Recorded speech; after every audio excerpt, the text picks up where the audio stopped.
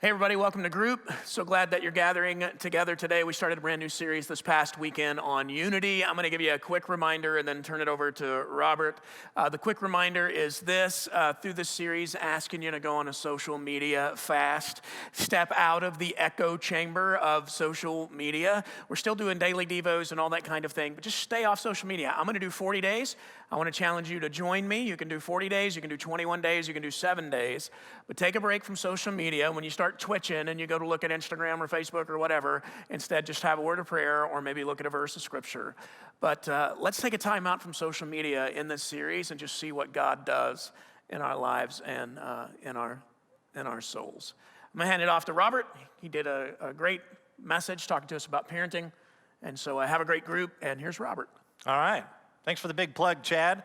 So this weekend we talked about parenting, and we talked about principles that really apply to all of us, whether you're a parent or not. But here's the reality.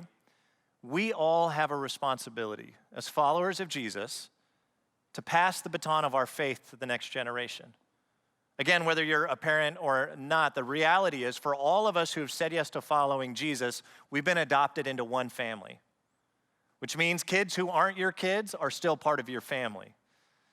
That's what it means to be the church. That's what it means to be one body, united in faith in Jesus. And so one of the things that we are called to do as followers of Jesus is to help pass that faith along. And we looked at the story of Moses leading the people of Israel through the wilderness. They're getting ready to enter the promised land. He gives his big speech, love God, make him your priority. And the people go in, and what do?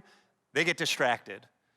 Things are prosperous, they're busy, they're working on other things, and they stop focusing on God. Maybe God becomes just a little part of their life. Maybe they hear little things here and there, but he's not the main focus. And in one generation, there grows up a new generation who doesn't know God, and they don't know the works that he had done for Israel.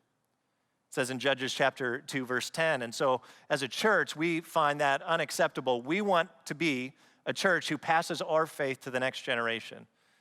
That in our neighborhoods, that in our communities, in our cities, in our state, in our country, there are kids growing up who don't know Jesus.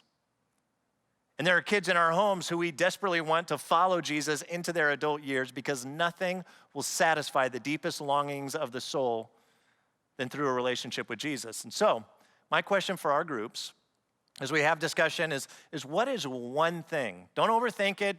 It doesn't have to be necessarily this huge grand thing, but what is one thing that each of us can do to help raise up the next generation to follow Jesus?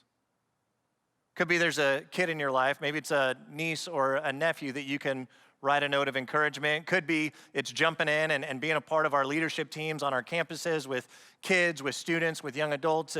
It could be a number of things, but what is one thing? Could be big, could be small. What is one thing that you can do to help raise up the next generation to follow Jesus? Enjoy the discussion as a group. Pray for each other. So glad you're in a group, but let's talk about what we can do collectively to help the next generation.